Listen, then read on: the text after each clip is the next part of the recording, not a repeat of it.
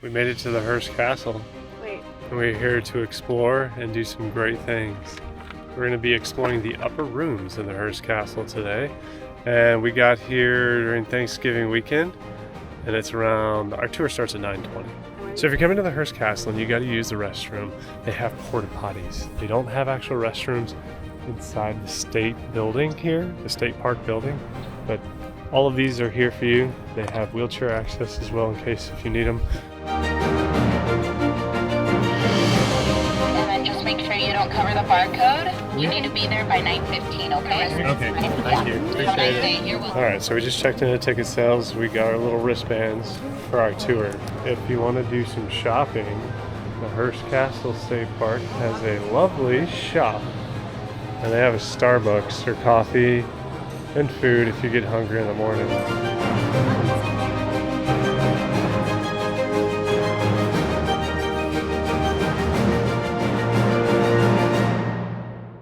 So if you didn't know, they have different gates. They have gate 1. Megan's showing you gate 1 over there.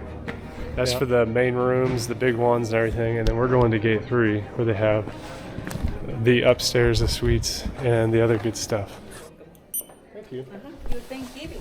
It was nice, thank you. The bus ride to the castle from the State Park building is roughly 15 minutes long. All the way up, you will be able to see the landscape change from flat grasslands to high hills overlooking the ocean. Once at the top, we met our tour guide and followed her out to begin our tour. We only had around 8 people total that day. We chose a time in the morning so we could explore throughout the rest of the day around the area. The first stop was the Neptune Pool. The shimmering blue waters against the backdrop of Greek and Roman architecture was a stunning sight to see. You can still swim in the pool if you wish to do so, for a cost of $1,000 in May, and the tickets are 95% tax deductible.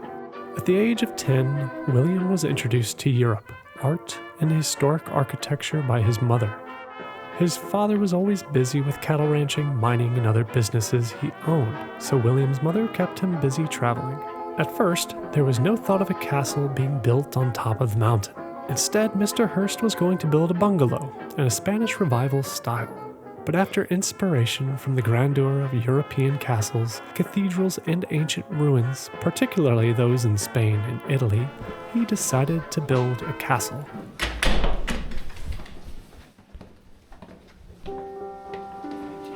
There are different tours you can choose from to take, and we decided to do the upper rooms tour today.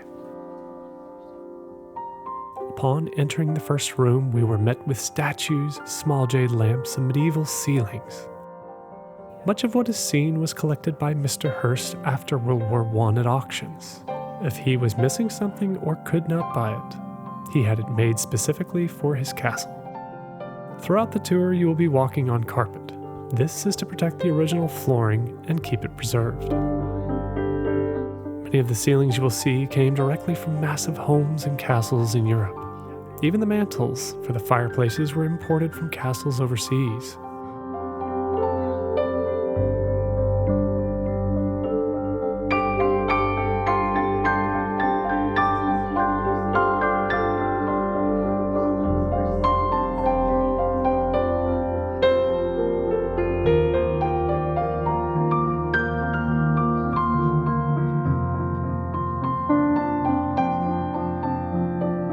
The tour will take you up the staircases, showing you all of the different bedrooms in the castle. Mr. Hearst's guests were treated very well when they stayed in the guest rooms. They could even switch to another if they choose to do so. The views from the corridors were gorgeous, overlooking the ocean and rolling mist.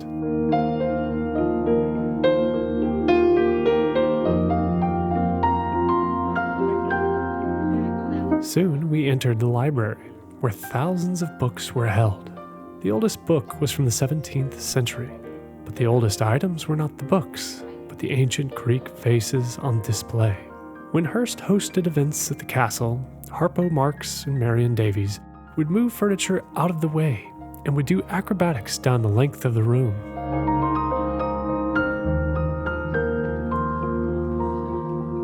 Moving on, we climbed further up the castle to Mr. Hearst's private study and bedchambers where he and Marion Davies slept in separate rooms.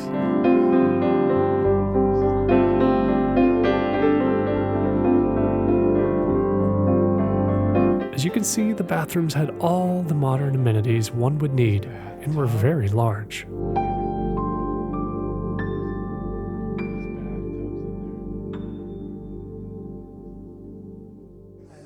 Wow.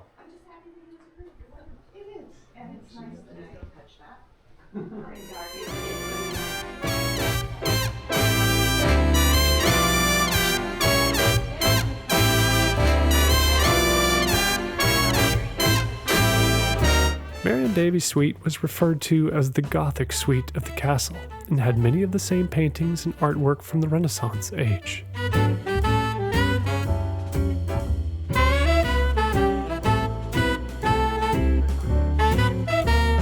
Moving on, we entered into Mr. Hearst's study, or home office. This is where he ran 28 daily newspapers, 14 magazines, 8 radio stations, and 2 movie house productions. His architect made sure this room was full of natural light and well designed, knowing Hearst would be in it a good portion of the day. Here, he would use a red crayon to mark what he liked and disliked, and the newspapers laid out military fashion on his table.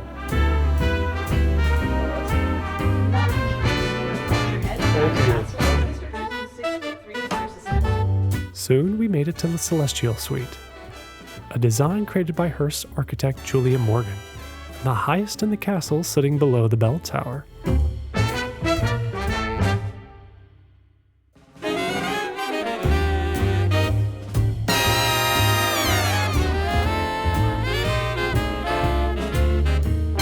Everywhere you look, you will see something shining.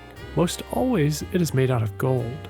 As you can tell by the many rooms, Mr. Hearst was an avid collector of arts. He made sure to fill his castle with everything he could acquire from Europe.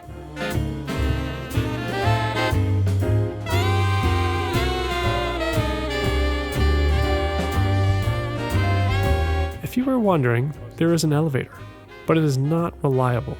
In 1930, the former First Lady, Miss Coolidge, was stuck for half an hour. She yodeled to get the attention of the workmen. She knitted to pass the time, but was not upset at all by this when she got out.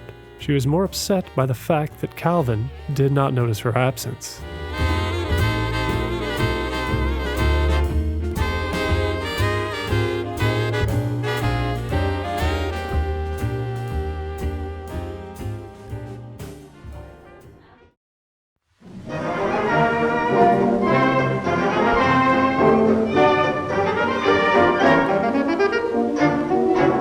Room after room. Eventually, we made it to one very popular with sailors. Mr. Hearst wanted more bedrooms built, and Julia Morgan designed this one specifically.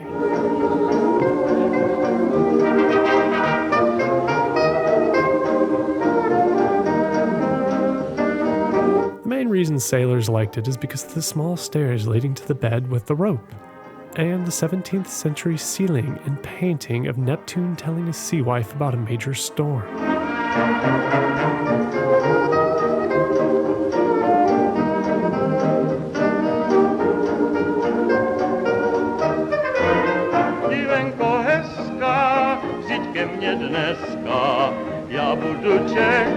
How do you like the tour so far? I think it's great. I like this tour better. Better than the bigger rooms? Recommend this tour. Okay. Soon we left the grand halls and rooms behind in the castle and made our way out to the courtyards and gardens.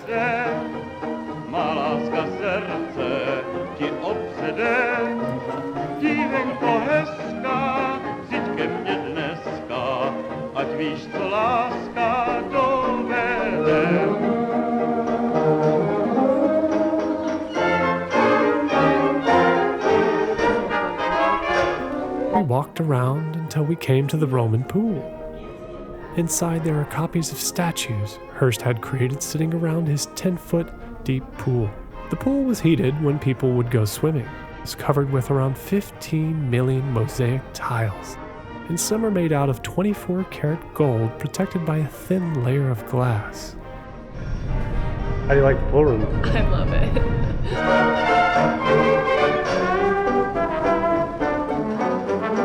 On the way down, you will pass by some of the zoo pens Hearst had his polar bears at.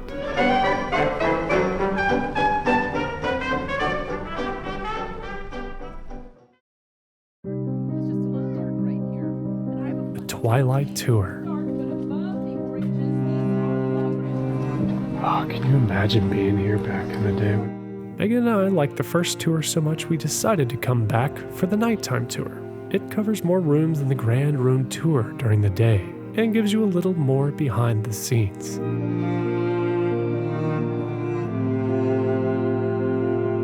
Behind the grandeur of the Hearst Castle, a different story unfolds. William Randolph Hearst, the newspaper tycoon, built an empire, but by the 1930s, he faced staggering debt, teetering on the brink of financial ruin. His life, far from a fairy tale, was salvaged by an unexpected source. His beloved mistress, actress Marion Davies, who famously loaned him $1 million of her own money. This profound act of devotion helped save his vast empire. And today, thanks to his controversial but undeniable legacy, we can still witness the breathtaking art in the magnificent castle, a gorgeous indication to his vision, now preserved for all to see. The Twilight Tour started off in the Casa del Mar, or House of the Sea. It has 8 bedrooms and 6 bathrooms.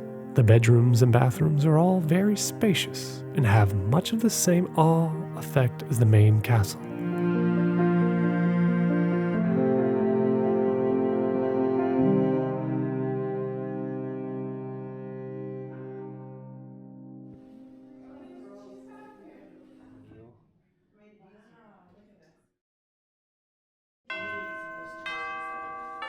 The main reason we wanted to take the Twilight Tour wasn't just to see the castle lit up at night, but to see it lit up for Christmas.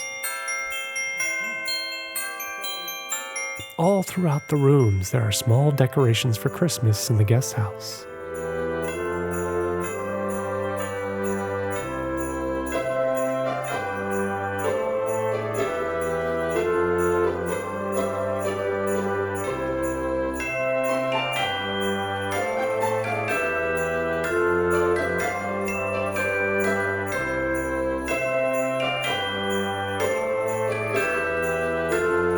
Hearst would have his home decorated much the same way it is today, but with real trees.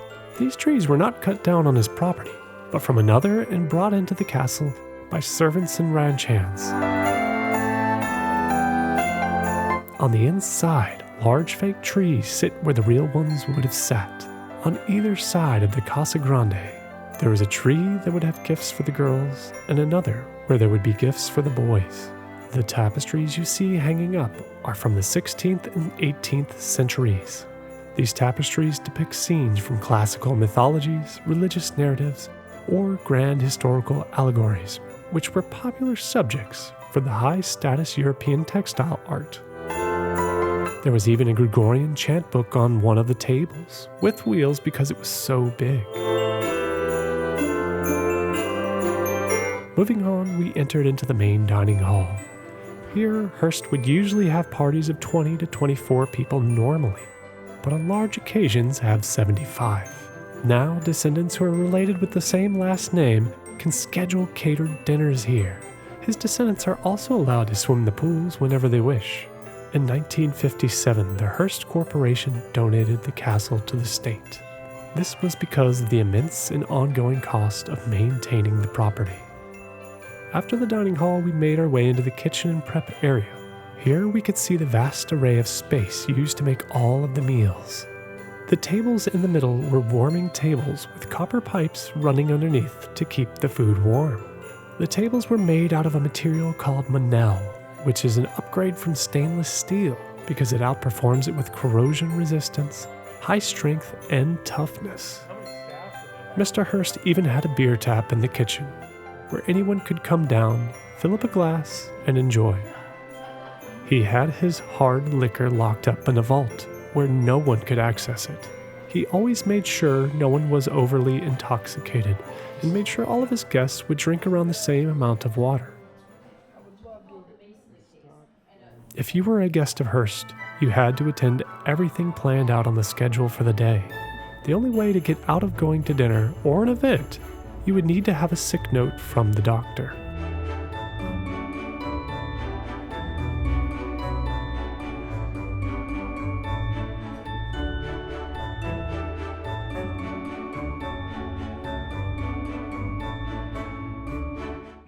There was even an organ hooked up to the bell tower. When someone played it, it would sound out over the land. Inside the castle, there is a movie theater with a Greek design, with wall figures all around. As you can see, he had tennis courts. After these were built, he had Julia Morgan build the Roman pool directly underneath them. Needless to say, she was not a fan of the proposal, but went forward with the pool. At one point, Mr. Hearst wanted to create an aquarium and put saltwater creatures and fish in this. He went through the process of filling it with salt, but it did not work out as planned. In the end, it ended up as a masterpiece and marvel for many to enjoy.